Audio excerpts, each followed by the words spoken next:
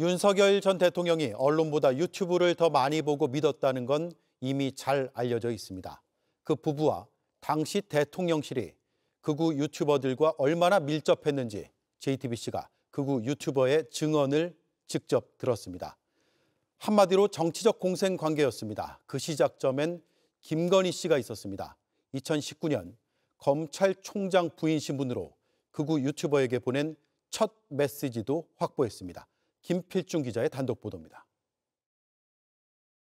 2019년 9월 17일 오후 1시 49분 윤석열 당시 검찰총장의 부인 김건희 씨가 극우 성향의 정치 관련 유튜버 A씨에게 보낸 페이스북 메시지입니다.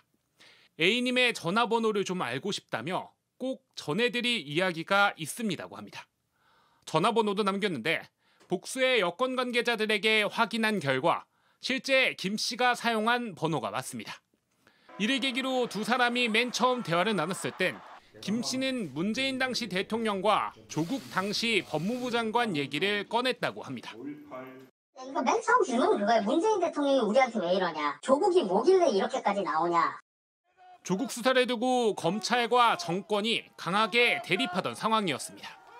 김 씨가 애초 수사는 문 대통령의 묵인하에 진행됐다며 억울해했다는 게 A씨 주장입니다. 윤석열이 미쳐서 이렇게 돌아가는 것처럼 돼버렸지만 문재인이 맨 처음에 오더를 어느 정도 언지가 있었는데 이게 왜 이러는 거냐. A씨는 규모가 상당했던 조국 지지 집회가 영향을 주지 않았겠느냐고 답했다고 합니다.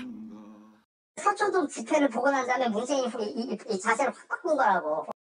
이런 해석을 김 씨가 마음에 들어했고 조언을 구하고 듣는 두 사람의 관계는 윤석열 대통령 당선 이후에도 이어졌다고 A씨는 설명합니다. JTBC 김필준입니다. 이 유튜버는 김건희 씨를 통해 윤석열 전 대통령을 직접 만나고 연락도 주고받았습니다. 이 관계는 대통령에 당선된 뒤에도 이어졌습니다. 이준석 전 국민의힘 대표 축출, 부산 엑스포 성공 전망 등 정치와 국정 현안을 가리지 않았습니다. 이어서 김한수 기자의 단독 보도입니다. 김건희 씨의 조언자가 된 극우 유튜버 A씨. 정권과 대리 끝에 정치에 뛰어든 윤석열 전 대통령도 직접 만났다고 주장합니다. 2021년 7월 윤 전 대통령이 국민의힘에 입당한 다음이었습니다. 국민의힘 당사 안으로 들어가서 만난 거예요. 나한테 무슨 얘기를 듣고 싶어서 불렀다더니 자기 말만 99분을 해야 되는 거예요. 그때 얘기했었던 게 가장 앞서는 이번 대선은 나는 시진핑가 나의 대선이라고 생각한다. 대통령 당선 뒤 이준석 당시 국민의힘 대표와 대립각을 세울 때도 김 씨 그리고 윤 전 대통령과 연달아 통화를 했다고 했습니다. 준석이 나쁜 놈이니까 제발 좀 그만 좀 디스펜스 하라고. 너가 그러면 안 된다고. 그런데 이제 대통령이 바꿔줄게 하고 전화가 오죠. 그러고서 한다는 얘기가 절대로 통화했다는 얘기 하지 말아라라고 하면서. 김 씨가 여당 대표 축출을 위한 여론 조성에도 나선 겁니다.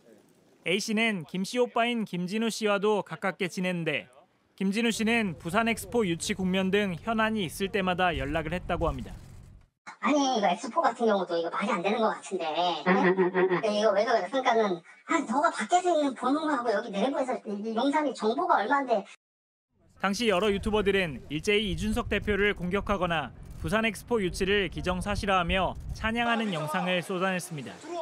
A씨는 다른 유튜버들도 윤석열 대통령실의 관리를 받았을 거라고 주장하고 있습니다. JTBC 김한수입니다. 네, 김필중 기자가 스튜디오에 나와 있습니다.